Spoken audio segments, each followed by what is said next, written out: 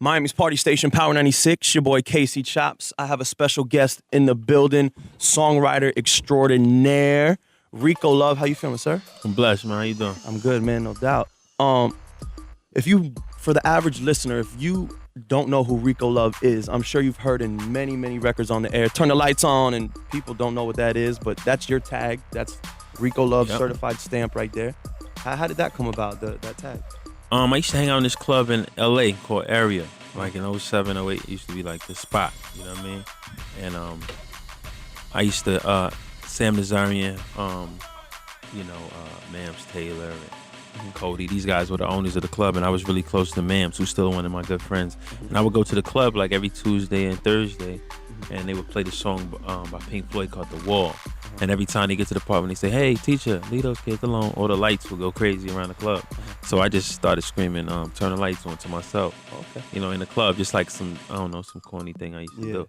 And then one day I got in the studio and I just started saying it on the records, and my man Mams was like, "Yo, you should say that on every song you do." So it was something that stuck with me. And after that, started doing records, and I think the first song that I put it on was it was in the Sex and the City soundtrack. Like, so the opening credits, I wrote the theme song for Sex and the City, and then when a movie comes on, you hear Fergie saying 1, 2, 3, turn the lights on. So it was like, after that, it kind of like. Do you have like any artists that like kind of like give you slack for that? Like, I don't want that in my song, or you tell them? Or? No, in the beginning, one or two, but after Beyonce said it, was like. It's a trend now. So where you from, like, originally? I grew up in between Milwaukee and New York. I went to high school in Milwaukee, Wisconsin. I grew up in New York. My father's from New York, my mother's from Milwaukee, so my parents had split custody growing up. So, and I went to high school in Milwaukee. Okay. So what led you to reside in Miami? Man, you been in Miami before? My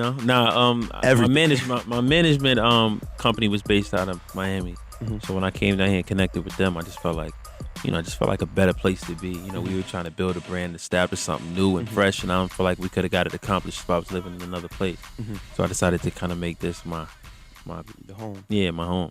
No doubt, man. So how did your career start? Like, what kind of like made things take off for you? Like, took you to the next level? Yeah, I started as a rapper, and then when my career took off when I wrote Throwback, which was a song featured on the Confessions album. I wrote it for Usher. And after that song, I kind of realized that I had an ability to write songs. That was the first song I ever wrote. And Usher gave me that opportunity. And after that, I just kind of like kept grinding and kept hustling. Because I feel like, you can have some talent. You could be good at something, but if you don't put that work in, like I'm working every single day. So that's just who I am. It's just my drive. And it's because I love music. And I just kind of like, I feel like I'm robbing people, I'm robbing the industry. It's like so much fun to be able to do this. I'm like, damn, they gonna pay me for this? So I just want to make sure I make the best of it and have as much fun and make as much music as possible. Mm-hmm. And we're going crazy in the music meeting because we heard the Freaks track, and it's like, oh my God, a 95 BPM, and people could dance to it, you know what I mean? Like, as DJs, we're hyped on that, man. So you saying hip hop is in like a box right now, did that make you want to do country? Because I heard you're trying to dabble into the country. I've been writing a lot of country music. I went to Nashville so I could do it the respectful way, and kind of, I didn't want to just try to sit in Miami write a country song. I went to go to the Mecca, and that's really kind of all country records are written in Nashville and produced in Nashville. So I went to go there and make sure I pay homage, and I spent like a week and a half there, and then I just went the other day for like a day to work with Florida Georgia Line, did some work with them. I wrote with some of the biggest writers. I'm actually in the studio right now with Ashley Gorley, one of the biggest songwriters in country music. He's at Circle House right now working. Wow. So, just innovate them. I think great songs are great songs. So it's not like I'm just trying to, I want to do country now. I think country songs are great, amazing songs. I think they're R&B songs with an accent. I was going to say, what do you think is the difference as far as like your approach when you're going to write songs? Yeah, country songs is all about substance, and I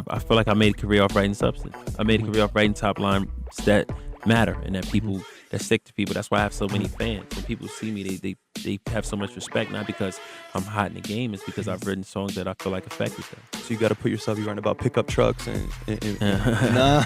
If it's cool, if it's gonna be clever enough to stick with you, then I'll write about a pickup. Yeah. So you're in Miami. What studio do you work out of, like, that you base yourself in? A few spots. I'm really at Circle House most of the time. That's my shout out to BB, his home team right there. No doubt, man. But don't show up to Circle House. Yeah. They're not gonna let you in. Do a lot of your stuff that you write come from personal experiences, or do you kind of? Man, you know what happened? I started writing songs, and then this stuff started happening to me afterwards. How crazy is that? Like, started going through the things that I would write about after I wrote it. So That's crazy.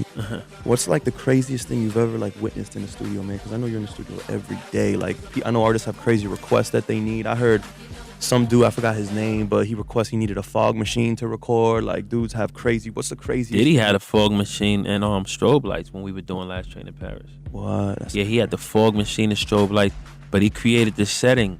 And if you listen to the album, and to me, Last Train to Paris is a classic. It's one of the greatest albums, like of this, millennium. I think not this decade. Yeah. I think it's one of the greatest albums of the decades. And those are the songs, the ones that don't do as well. But if you listen to it sonically, when we were making that album, it felt like that in the studio every time. So how was it working with Diddy? Because he's a legend. Like, I mean, he's a legend. It's my big bro. He's a genius, man. He's like produced. He knows what he wants. And Last Train to Paris is his idea out of his mind. And sonically, he came up with it. I was there. I watched him come up with the whole vibe of the album. And I feel like, as opposed to Hello Good Morning, because that's a song I wrote for him. But other than that, he was so involved in every part of the album. And I was kind of upset when he did a record like Coming Home. I just felt like it didn't even fit the album at all. And even though it hit on the charts, I thought that was like, that's my bro. I tell him. I just thought it was just one of those safe moves to do. And I feel like he put out a lot of safe records on that album. I think the album had a lot more cooler, like Strobe Lights and Shades and those type of songs. I feel like those should have been singles. Those should have got a better shot. You think if I'm gonna lose, I want to lose with the cool stuff. Yeah.